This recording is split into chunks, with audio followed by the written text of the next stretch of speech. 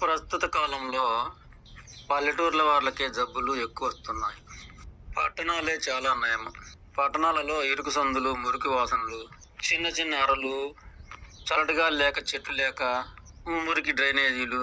ఇక పల్లెలలోనేమో బహిరంగమైన బజార్లు, పచ్చని చెట్లు, పంట పొలాలు, వీచే గాలులు, పారే నదులు, తాజా కూరగాయలు, పాలు, పెరుగు, ఇళ్ళ చుట్టూ జామ చెట్లు, చెట్ల ద్వారా మంచి ప్రాణవాయువు. ఆ విధంగా ఆరోగ్యం బాగుండేది.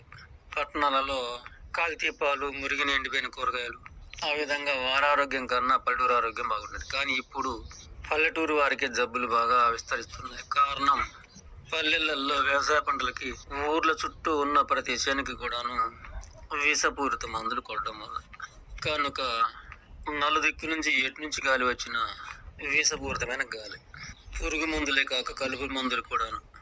అలా ఊరు చుట్టూ విషాన్ని చల్లుకొని మధ్యలో ఉంటున్నాం కనుక. అంతేకాక పల్లెలలో ఇళ్ళ చుట్టూ వాకిలలోనూ వర్షాకాలం గడ్డి మరుతుంది కనుక అటు గడ్డికి కూడాను కలుపు పీకోవాల్సింది.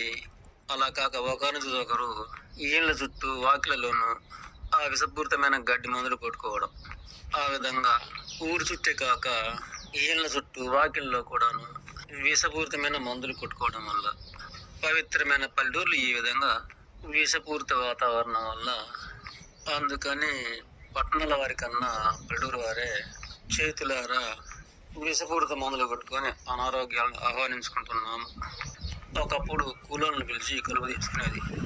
ఇప్పుడు ఆ డబ్బులతోనే విషాలు కొనుక్కొని చదువుకుంటున్నాం. ఇలా ఒకరిని చూసి ఒకరు కోరి ప్రళయాలు తెచ్చుకుంటున్నాం. మరలా ఆ విషానికి పెట్టే డబ్బులే కూలి వాళ్ళకి ఇస్తే కూలివాడు బ్రతుకుతాడు. కాస్త కుస్త విషయానికి దూరంగా ఉంటాం కదా.